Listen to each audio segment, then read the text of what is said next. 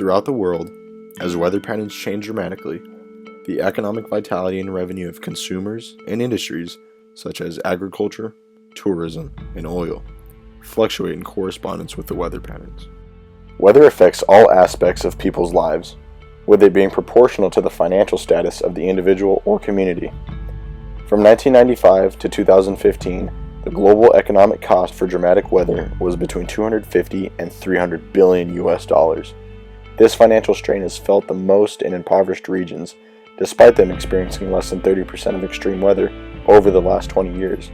For example, the area hit by Hurricane Katrina in 2005 was unable to respond to the event due to their socioeconomic status, age, and health.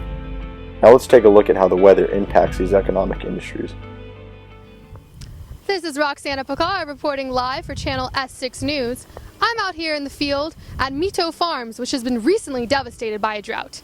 Let's go over and have a chat with the founder of this farm, Farmer Lily. Ma'am, how would you say that your business practices have been affected by this terrible weather pattern?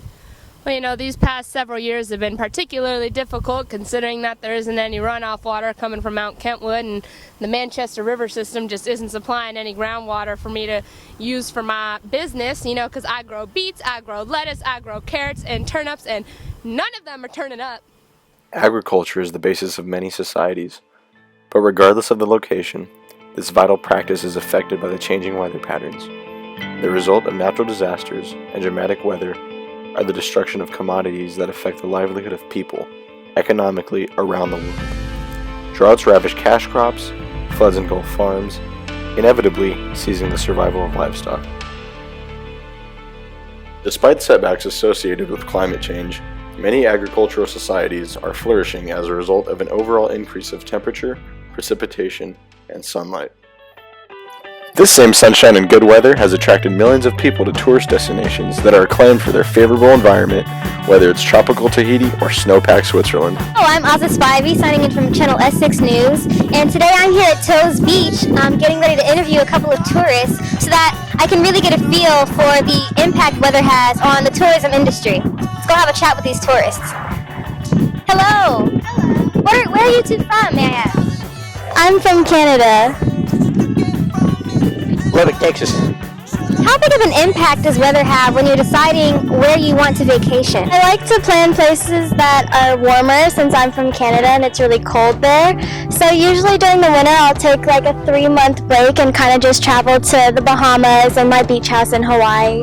Sometimes over there in Texas it gets hotter than the devil's dangler, hotter than the bottom steps of hell. So I like to go to one of the more temperate climates. Travel and tourism heavily depend on weather, thus impacting the global economy.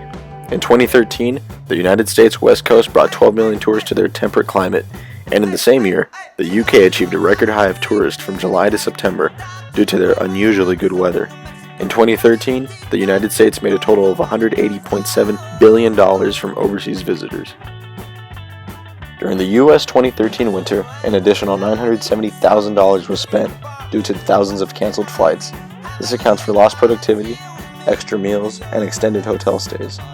Employees are prevented from reporting to work due to intense weather, causing a decline in revenue.